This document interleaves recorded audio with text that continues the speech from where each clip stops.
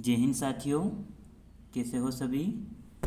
मैं दीपक अलावा आप सभी साथियों का आपके अपने यूट्यूब चैनल दीप एकेडमी में बहुत बहुत स्वागत करता हूं।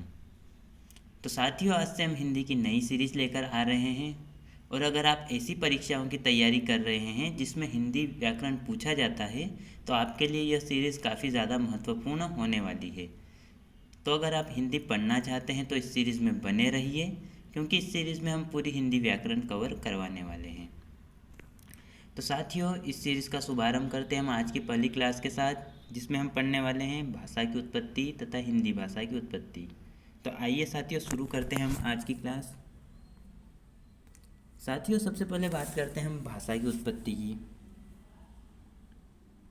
तो ये भाषा भाषा की उत्पत्ति में हम देखते साथियों, ये भाषा शब्द है ना, इसकी उत्पत्ति जो है संस्कृत के भाष धातु से हुई है। धातु का अर्थ होता है साथियों यहाँ पर जिससे जो है क्रिया बनती है, धातु कहलाता है। ठीक है। और भाष का अर्थ क्या हुआ है यहाँ पर? आदान प्रदान करना।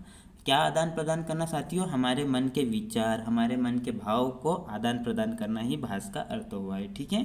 तो परिभाषा क्या बन गई साथियों यहाँ पर भाषा की? विचारों या भावों के आदान प्रदान के माध्यम को ही हम क्या कहते हैं? भाषा कहते हैं। ठीक है। अगर हमसे कोई पूछ ले कि भाषा किसे कहते हैं, तो हम क्या कह सकते हैं? विचारों या आदान प्रदान करने का एक माध्यम ही क्या है साथियों? भाषा है। ठीक है। आगे बढ़ते हैं, उसके बाद हम बात करते हैं भाषा किन किन से मिलकर बनी हुई है।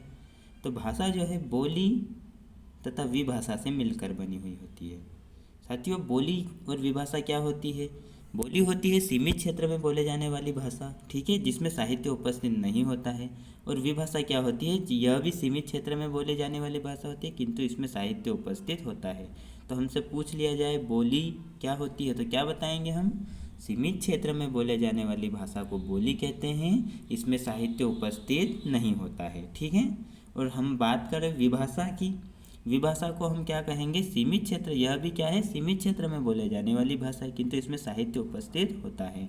अब विभाषा का एक और नाम है उपभाषा। ठीक है। विभाषा को उपभाषा के नाम से भी जाना जाता है।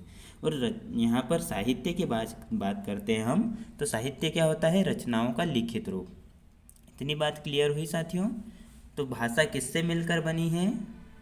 भाषा जो है बोली तथा विभाषा से या उपभाषा से मिलकर बनी हुई होती है। ठीक है। बढ़े आगे फिर साथियों, आगे बात करते हैं हम भाषा के प्रकारों की। तो भाषा के मुख्यतः 3 प्रकार होते हैं साथियों। कौन कौन से? हम जानते हैं बचपन से, मौखिक भाषा, लिखित भाषा और सांकेतिक भाषा। कौन कौन से प्रकार साथियों? मौखिक भाषा, लिखित भाषा तथा सांकेतिक भाषा। अब मौखिक भाषा क्या हुआ? जहाँ विचारों का आदान प्रदान बोलकर होता है, मौखिक भाषा हो गया।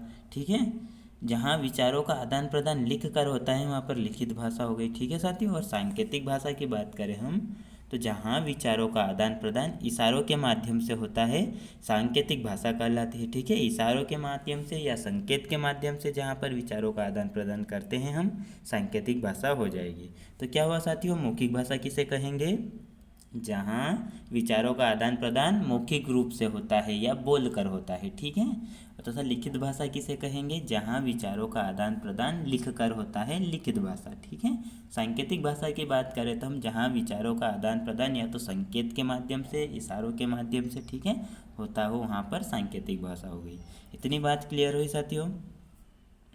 अब बात करते हैं हम भाषा के विविध रूपों की। तो भाषा के विविध रूप में सबसे पहले देखते हैं हम परिनिष्ठ भाषा। ठीक है। सबसे पहले हम क्या कौन सी भाषा देखते हैं? परिनिष्ठ भाषा। ठीक है। इसे आदर्श भाषा भी कहते हैं। ठीक है। परिनिष्ठ का दूसरा नाम, परिनिष्ठ भाषा को दूसरे शब्दों में आदर्श भाषा भी कहते हैं, क्योंकि साथियों इस भाषा में जो है किसी भी महान व्यक्ति के बारे में शिक्षा, उनके जन्म के बारे में, कुछ भी उनके व्यवहार के बारे में बताने के लिए हमें परिनिष्ठ भाषा का उपयोग करना पड़ता है। तो क्वेश्चन क्या बनेगा साथियों कि हमें मान लीजिए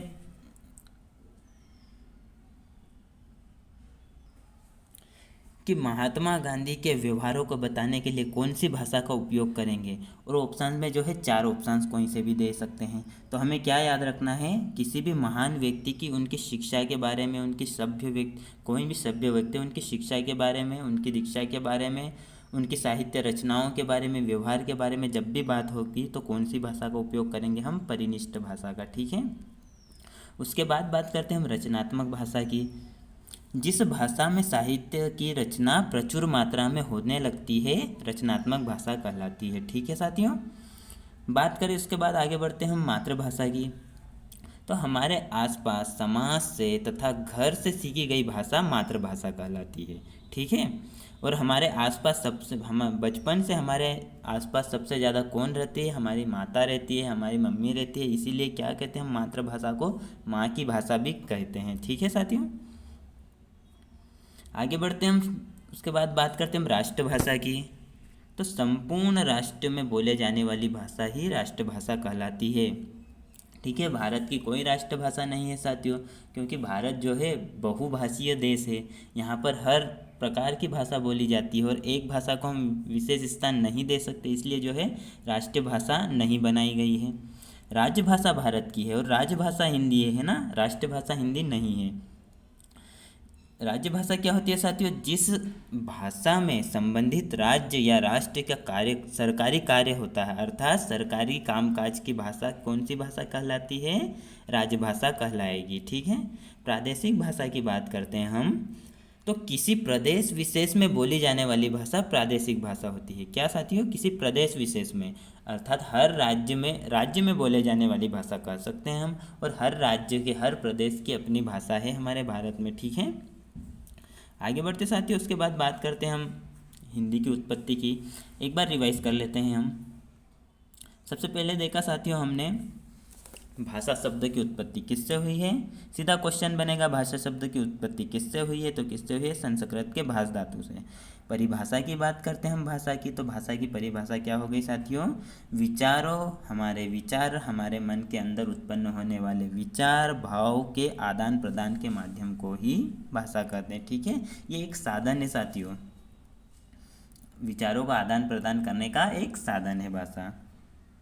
बात करते उसके बाद हमने पढ़ा था भाषा किनसे मिलकर बनी हुई होती है। भाषा जो है बोली तथा विभाषा से मिलकर बनी हुई होती है। बोली क्या होती है? बोली जो है सीमित क्षेत्र में बोले जाने वाली भाषा होती है, किंतु इसमें साहित्य उपस्थित नहीं होता है। तथा विभाषा क्या होती है? यह भी सीमित क्षेत्र वाली में बोले जाने वाली भाषा है, किंतु इसमें साहित्य उपस्थित होता है। क्या याद रखना है हमें? बोली में साहित्य नहीं होता है, विभाषा में साहित्य उपस्थित होता है, या उपभाषा में साहित्य उपस्थित होता है। साथियों साहित्य क्या होता है? रचनाओं का लिखित रूप। ठीक है। उसके बाद पढ़ा हमने मौखिक भाषा क्या होती है, लिखित भाषा क्या होती है, और सांकेतिक भाषा क्या होती है। तो मौखिक भाषा क्या हो गई साथियों?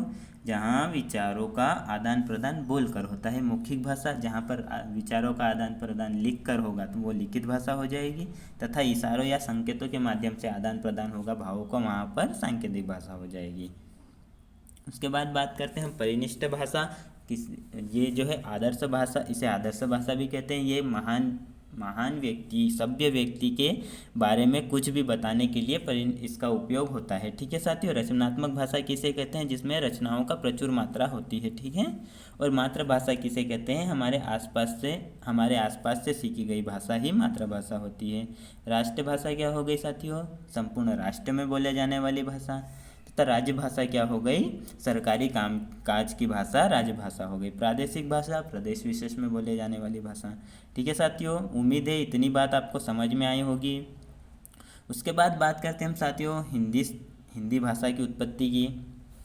तो हमारे जो हिंदी के ज्ञाता लोग थे उनका ऐसा मानना था साथियों कि मध्य एशिया में आर्य लोग रहते थे। ठीक है। तो वहाँ पर मध्य एशिया में कुछ प्राकृतिक आपदाएं, हो सकता है भूकंप आया हो, कुछ भी आ गया हो साथियों, बाढ़ आ गई हो, तो प्राकृतिक आपदा के कारण कुछ जो है आर्य लोग पश्चिम की ओर प्रस्थान कर गए और कुछ आर्य लोग जो है पूर्व की ओर आ गए। तो पश्चिम की ओर जो चले गए थे साथियों, उनमें प्रमुख भाषाओं की बात करें तो अंग्रेजी, ग्रीक, लैटिन, यूनानी, इन तरीके की भाषाओं की उत्पत्ति की। ठीक है। और जो पूर्व की ओर आ गए, पूर्व में जो ईरान की तरफ गए, उन्होंने कौन सी भाषा की उत्पत्ति की थी? मिडी भाषा की। ठीक है। जिससे फारसी भाषा की उत्पत्ति हुई। और बात करते हैं हम हमारे भारत में भी कहाँ पर आए थे सबसे पहले आर्य लोग? उत्तरी भारत में। ठीक है। तो भारत में जो आए थे आर्य लोग, उन्होंने संस्कृत भाषा की उत्पत्ति की थी। जिससे हमारी हिंदी का जन्म हुआ, ठीक है। तो इसीलिए संस्कृत को हिंदी की जननी कहते हैं। आगे बढ़ते साथियों, उसके बाद अब देखते हैं हम संस्कृत से हिंदी तक का सफ़र। तो संस्कृत को प्राचीन आर्य भाषा भी कहता है साथियों, कहा जाता है। संस्कृत को जो है प्राचीन आर्य भाषा भी कहा जाता है, ठीक है साथियों। क्वेश्चन बनेगा कि प्राचीन आर्य भाषा कौन सी है, तो हमें याद रखना है संस्कृत है। संस्कृत में भी सबसे पहले वैदिक संस्कृत का प्रचलन हुआ, उसके बाद लौकिक संस्कृत का प्रचलन हुआ। वैदिक संस्कृत का प्रचलन कब से कब तक हुआ, तो याद रखिएगा 1500 ईसा पूर्व से 1000 ईसा पूर्व तक वैदिक संस्कृत का प्रचलन हुआ, तथा लौकिक संस्कृत की बात करें हम तो 1000 ईसा पूर्व से 500 ईसा पूर्व तक लौकिक संस्कृत का प्रचलन हुआ, ठीक है साथियों। बात करते हैं हम वैदिक संस्कृत की। तो वैदिक संस्कृत ये जो है वेदों में बोले जाने वाली भाषा थी, ठीक है, वेदों की भाषा थी। ये जो है आम लोगों को बिल्कुल भी समझ में नहीं आती थी। अगर वैदिक संस्कृत का ज्ञान लेना है तो हमें वेदों का ज्ञान होना जरूरी रहता है, ठीक है साथियों। जो वेद पढ़ सकता था वही वैदिक संस्कृत का उपयोग कर सकता था। कब से कब तक प्रचलन रहा, 1500 ईसा पूर्व से 1000 ईसा पूर्व तक। इसके अन्य नामों की बात करते हैं हम, तो छंदक, छांदक, वैदिक और वेदिकी जो है इसके नाम है। सीधा क्वेश्चन दे देगा साथियों, वैदिक संस्कृत का अन्य नाम 3 और नाम दे देंगे, और इनमें से एक कोई सा भी एक नाम दे देंगे, ठीक है साथियों। तो हमें याद रखना है, ठीक है साथियों। अब बात करते हैं उसके बाद वैदिक संस्कृत के रूपों की। तो पूर्वी, पश्चिमोत्तरी, मध्यवर्ती, अर्थात साथियों वैदिक संस्कृत का प्रचलन जो है पूर्वी क्षेत्र में, पश्चिमोत्तरी क्षेत्र में तथा मध्यवर्ती क्षेत्रों में हुआ था, मतलब रहा था। उसके बाद बात करते हैं हम वैदिक संस्कृत के अंगों की। तो अंगों में बात करते हैं हम, तो वैदिक संस्कृत के कौन कौन से अंग हैं, संहिता, ब्राह्मण और उपनिदेशक, ठीक है। कौन कौन से, संहिता, ब्राह्मण और उपनिदेशक, ठीक है। छंदक नाम जो है पाणिनि ने दिया था। पाणिनि कौन थे, संस्कृत के व्याकरण के जनक थे, ठीक है, संस्कृत व्याकरण के जनक थे, ठीक है। उसके बाद बात करते हैं हम लौकिक संस्कृत की। लौकिक संस्कृत का प्रचलन कब से कब तक हुआ था, तो क्या याद रखना है हमें, 1000 ईसा पूर्व से 500 ईसा पूर्व तक, ठीक है। लौकिक संस्कृत सामान्य बोलचाल की भाषा थी, ठीक है। यह सामान्य बोलचाल कोई भी बोल सकता था। लौकिक संस्कृत जो है आम लोगों में फैल चुकी थी। उसके बाद बात करते हैं हम लौकिक संस्कृत की। लौकिक संस्कृत को जो है पाणिनि ने नियमबद्ध किया था, ठीक है। और पाणिनि कौन थे, संस्कृत व्याकरण के जनक थे, ठीक है। इतनी बात हो गई क्लियर साथियों। आगे बढ़ते हैं, उसके बाद हम बात करते हैं हम पाली भाषा की। तो क्या हुआ साथियों, वैदिक संस्कृत सबसे पहले आया, उसके बाद लौकिक संस्कृत और अब पाली भाषा, ठीक है। इसका प्रचलन कब से कब तक रहा, तो 500 ईसा पूर्व से 1 ईस्वी तक पाली भाषा का प्रचलन रहा। पाली भाषा को प्रथम प्राकृत भाषा भी कहते थे। सीधा क्वेश्चन बनेगा साथियों, प्रथम प्राकृत भाषा किसे कहते थे, तो हमें याद रखना है पाली भाषा को, ठीक है। उसके बाद बात करते हैं हम भारत की जो है प्रथम देश भाषा पाली को कहते हैं, ठीक है। भारत की प्रथम देश भाषा कौन सी है, पाली। सीधे क्वेश्चन उठकर बन जाएंगे साथियों, तो याद रखिएगा, ध्यान दीजिए यहीं। पाली भाषा को मगध की भाषा भी कहते हैं, ठीक है। कौन सी भाषा, किसकी भाषा साथियों, पाली भाषा को जो है मगध की भाषा, एक मिनट साथियों, पाली भाषा को मगध की भाषा भी कहा जाता है, ठीक है। पाली की सबसे प्राचीनतम व्याकरण, बहुत ही मोस्ट इम्पोर्टेंट क्वेश्चन साथियों, पाली की सबसे प्राचीन व्याकरण कौन सी है, कच्चायन व्याकरण, ठीक है। और पाली की सबसे सर्वश्रेष्ठ मोगलान व्याकरण है, ठीक है साथियों। इतनी बात याद रह गई। आगे बढ़ते साथियों, अब पाली भाषा में 3 व्याकरण थे। कितनी व्याकरण थी साथियों, 3। कौन कौन सी, कच्चायन, मोगलान और सदई नीति। कौन कौन सी साथियों, कच्चायन, मोगलान और सदई नीति। कच्चायन के रचनाकार कौन थे, महाकच्चायन जी, ठीक है। मोगलान तथा सदई नीति के अंगवंश, ठीक है। कौन थे, अंगवंश, ये इनके रचनाकार थे। बात करते उसके बाद हम साथियों बौद्ध धर्म से संबंधित 3 प्रमुख ग्रंथ जो है पाली भाषा में मिलते हैं। सुत्त पिटक, विनय पिटक और अभिधम्म पिटक। कौन कौन से साथियों, सुत्त पिटक, विनय पिटक और अभिधम्य पिटक। ठीक है, इतनी बात ठीक है साथियों। उसके बाद बात करते हैं हम प्राकृत भाषा की। तो हमने कौन कौन सी भाषा पढ़ी? संस्कृत, संस्कृत के बाद पाली और पाली के बाद आ गया हम प्राकृत भाषा। ठीक है, और पाली को क्या कहते हैं साथियों? प्रथम प्राकृत भाषा भी कहते हैं। ठीक है, और प्राकृत भाषा को क्या कहा जाता है साथियों? द्वितीय प्राकृत भाषा कहा जाता है।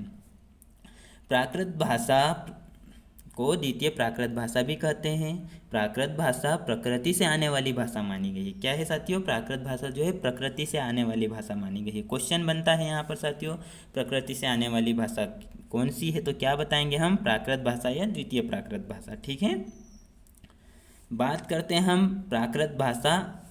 प्राकृत भाषा पंडितों में प्रचलित नहीं थी, या आम लोगों में प्रचलित थी, क्योंकि साथियों जो है प्रकृति से आए, प्रकृति में जो है पंडित नहीं रहते थे, प्रकृति में जो है साथियों अन्य लोग रहते थे। ठीक है, उसके बाद बात करते हैं हम आगे बढ़ते हैं। तो प्राकृतिक भाषा जैन साहित्य की भाषा थी। किसकी भाषा थी साथियों?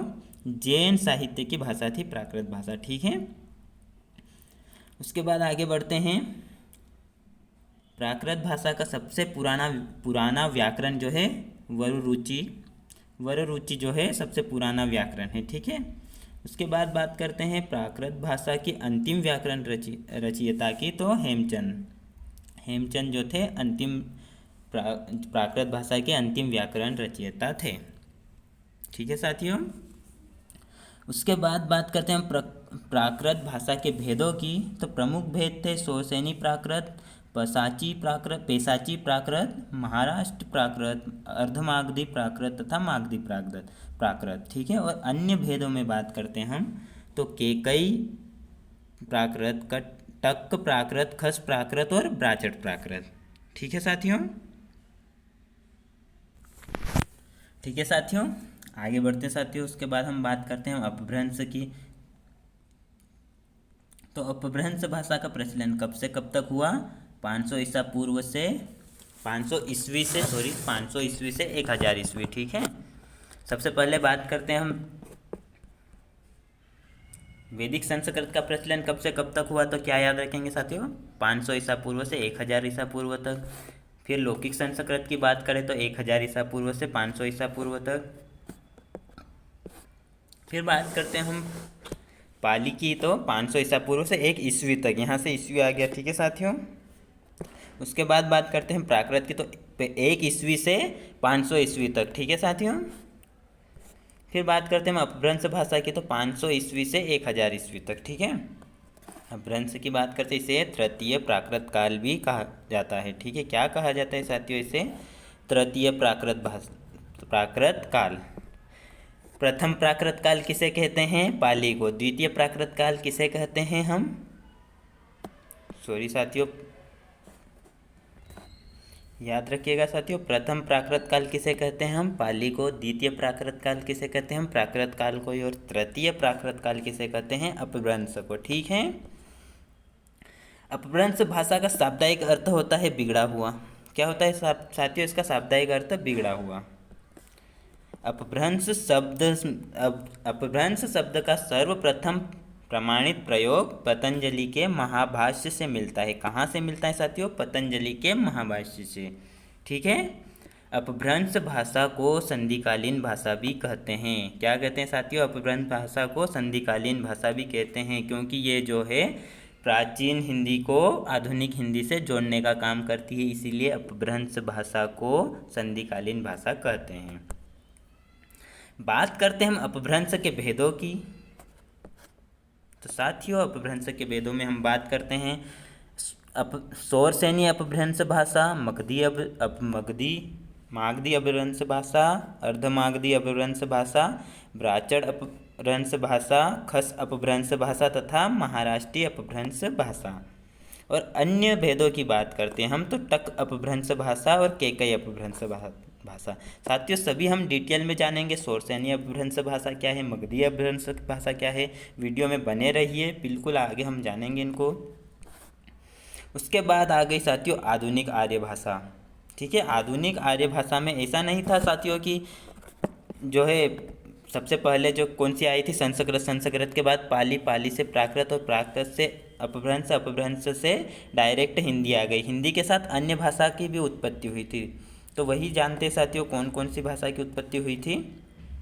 तो आधुनिक आर्य भाषा कब से कब तक प्रचलन हुआ था इसका, 1000 ईस्वी से अब तक चल रहा है। ठीक है, आधुनिक आर्य भाषा, आधुनिक भारतीय आर्य भाषा का विकास अपभ्रंश के अलग अलग क्षेत्रों में हुआ है। ठीक है, इसके अंतर्गत हम निम्न भाषाओं को जानेंगे: सिंधी, लहंदा, पंजाबी, गुजराती, मराठी, बांग्ला या बंगाली, उड़िया, असमिया और हिंदी। ठीक है, हिंदी का विकास क्रम की बात करें तो संस्कृत, पाली, प्राकृत, अपभ्रंश, फिर हिंदी। ठीक है, ये हिंदी का क्या हो गया साथियों, विकास क्रम। सबसे पहले बात करते हैं हम सिंधी की। इस भाषा, सिंधी भाषा का जो है प्रचलन जो है सिंधु प्रदेश में हुआ था। अर्थात साथियों सिंधी भाषा सिंधु प्रदेश में बोले जाने वाली भाषा थी। इसका विकास ब्राह्मण अपभ्रंश से हुआ है। पूछ लिएगा साथियों हमसे, सिंधी भाषा का विकास किस अपभ्रंश से हुआ है, तो इसका विकास ब्राह्मण अपभ्रंश से हुआ है। सिंधी भाषा की बोलियों की बात करें, सॉरी साथियों सिंधी भाषा, हिंदी नहीं, सिंधी भाषा की बोलियों की बात करें हम तो विचोली, सिराइकी, लासी, थरेली, लाडी, कच्छिया, ये क्या है साथियों, सिंधी भाषा की बोलियाँ। बात करते हैं उसके बाद हम लहंदा की। तो लहंदा का शाब्दिक अर्थ पश्चिम होता है। ठीक है साथियों, यह पाकिस्तान के पंजाब प्रांत में बोले जाने वाली भाषा है। ठीक है, लहंदा का विकास केकई अपभ्रंश से। लहंदा का विकास, यहाँ विकास किससे हुआ साथियों, ये क्वेश्चन बनता है। तो याद रखिएगा, सिंधी का किससे हुआ, ब्राह्मण अपभ्रंश से, तथा लहंदा का किससे हुआ, केकई अपभ्रंश से। ठीक है, लहंदा भाषा की बोलियों की बात करते हैं हम तो जटकी, मुल्लानी, जांगली, ये क्या है, लहंदा भाषा की बोलियाँ। बात करते हैं उसके बाद हम पंजाबी की। यह फारसी शब्द है जिसका अर्थ 5 नदियों का समूह है। पंजाबी भाषा का विकास टक अपभ्रंश से हुआ है। ठीक, किससे हुआ साथियों, टक अपभ्रंश से। और क्या होता है, पंजाबी भाषा का अर्थ 5 नदियों का समूह है। ठीक है, इनकी बोलियों की बात करते हैं हम तो मांझा, डोंगरी, दोआबी, रावी, ये क्या है साथियों, पंजाबी भाषा की बोलियाँ। ठीक है, उसके बाद बात करते हैं हम गुजराती की। यह गुजरात में बोले जाने वाली भाषा है। ठीक है, इसका विकास शोरसेनी अपभ्रंश से हुआ है। किससे साथियों, शोरसेनी से। और पंजाबी का टक अपभ्रंश से। ठीक है, गुजराती की बोलियों की बात करें हम तो कौन कौन सी बोलियाँ हो गई साथियों गुजराती भाषा में, कठियावाड़ी, पट्टवी और सुखी, ये क्या हो गई साथियों, गुजराती भाषा की बोलियाँ। उसके बाद बात करते हैं हम मराठी की। तो मराठी जो है महाराष्ट्र में बोले जाने वाली भाषा है। इसका विकास महाराष्ट्रीय अपभ्रंश से हुआ। मराठी का विकास किससे हुआ, महाराष्ट्रीय अपभ्रंश से हुआ है। कहाँ बोली जाती है, महाराष्ट्र में। ठीक है, मराठी की बोलियों की बात करते हैं हम तो नागपुरी, कोंकणी, माहरी और कोष्टी, ये क्या हो गई साथियों, मराठी भाषा की बोलियाँ। उसके बाद बात करते हैं हम बंगाली की। यह भाषा पश्चिम बंगाल तथा बांग्लादेश में बोले जाती है। ठीक है, इसका दूसरा नाम बांग्ला है। इसमें जो है बंगाली भाषा की बोलियों की बात करें तो हम राध, बंगा, कामरूपा, वरेंद्र, ये क्या हो गई साथियों, बंगाली भाषा की बोलियाँ। असमिया की बात करें तो असम और असम के आसपास क्षेत्र में बोले जाने वाली भाषा है। ठीक है साथियों, और उड़िया की बात करें हम तो ये उड़ीसा तथा उड़ीसा के आसपास बोले जाने वाले साथियों, यहाँ पर उड़ीसा ही आता है आजकल।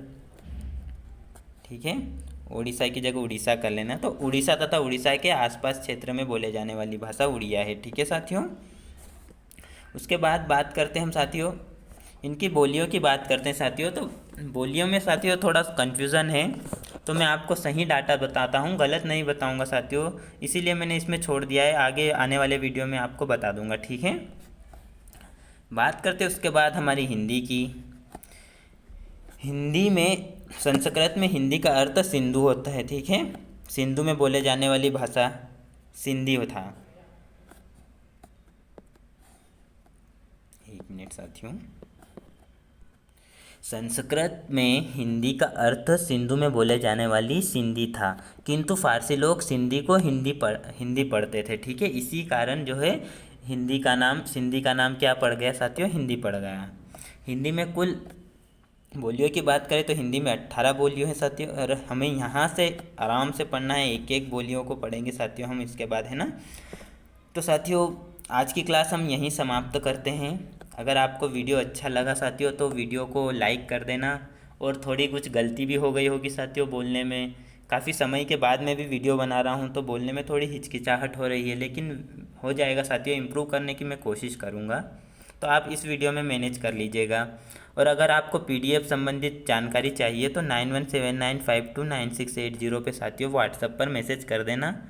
ठीक है, वीडियो अच्छा लगा साथियों वीडियो को लाइक कर दो, कमेंट करके बताना साथियों कैसा क्या वीडियो रहा, और अपने दोस्तों में शेयर ज़रूर करना, चैनल को सब्सक्राइब कर लेना साथियों। ठीक है, तो बाय साथियों, मिलते हैं हम अगले वीडियो में।